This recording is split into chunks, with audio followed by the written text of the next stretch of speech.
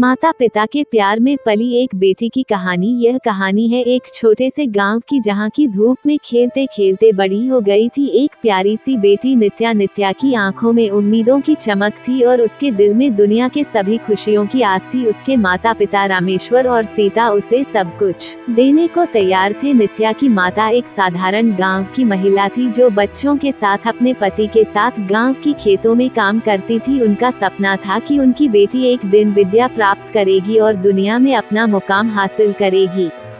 एक दिन नित्या की माता पिता ने नित्या को स्कूल भेजने का निर्णय किया। वे जानते थे कि शिक्षा ही उनकी बेटी के भविष्य की चाबी है, इसलिए वे अपनी सारी बचत को इसमें लगा देने को तैयार थे। नित्या को स्कूल भेजने के बाद उसका जीवन बदल गया। उसने नई दुनिया की ओर अपना पहला कदम रखा। उसने नए दोस्त बनाए, नए ज्ञान प्राप्त किया और नए सपने देखने लगी। स्कूल में जाने के बाद नित्या का जीवन और भी उत्साहपूर्ण हो गया।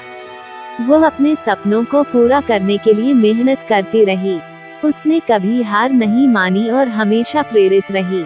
लेकिन जैसा कि जीवन में होता है, रास्ते में कई चुनौतियां आती हैं। नित्या के पथ पर भी एक दिन ऐसा ही पल आया। उसकी परीक्षाएं आईं और उसने अपनी सभी कोशिशों के बावजूद अच्छे अंक नहीं प्राप्त किए। नित्या को ये जानकर बहुत दुख हुआ। वह सोचने लगी कि क्या उसके सपने सिर्फ सपने ही रह जाएंगे। उसकी आंखों में आंसू थे, लेकिन उसके दिल में निरंतर उम्मीद की किरण जल रही। नित्या की माता उसे दुखी देखकर समझ गईं। वह अपनी बेटी को साहस और आत्मविश्वास देने के लिए तैयार थीं। उन्होंने नित्या को समझाया कि विफलता सिर्फ एक चरण है, जो उसे अपने सपनों की ओर आगे बढ़ने के लिए और मजबूत बनाएगा।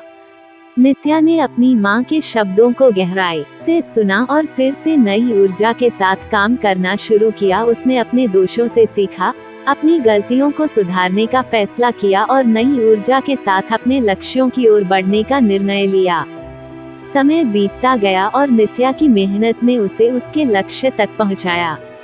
उसने अपने अंदर के साहस और आत्मविश्वास को पहचाना। आज वो उसी गांव की लड़की है, जो अब दुनिया के अलग अलग कोनों में अपना मुकाम बना रही है। इस कहानी से हमें ये सीखने को मिलता है कि जीवन में हार जीत, सफलता असफलता सिर्फ रास्ते हैं, मंजिल नहीं। हमें निरंतर मेहनत और समर्पण के साथ आगे बढ़ना चाहिए। विफलता से सीखना, गलतियों को सुधारना और पुनः प्रयास करना हमें सफलता की ओर ले जाता है। नित्या की कहानी हमें ये बताती है कि हमें कभी भी अपने सपनों के पीछे पीछे नहीं हटना चाहिए। धैर्य, उम्मीद और मेहनत के साथ हम किसी भी मुश्किल को पार कर सकते हैं और अपने लक्ष्यों को प्राप्त कर सकते हैं। इसी तरह नित्या की कहानी हमें ये सिखाती है कि माता पिता का साथ और समर्थन हमें अपने सपनों को पूरा करने में मदद कर सकता है।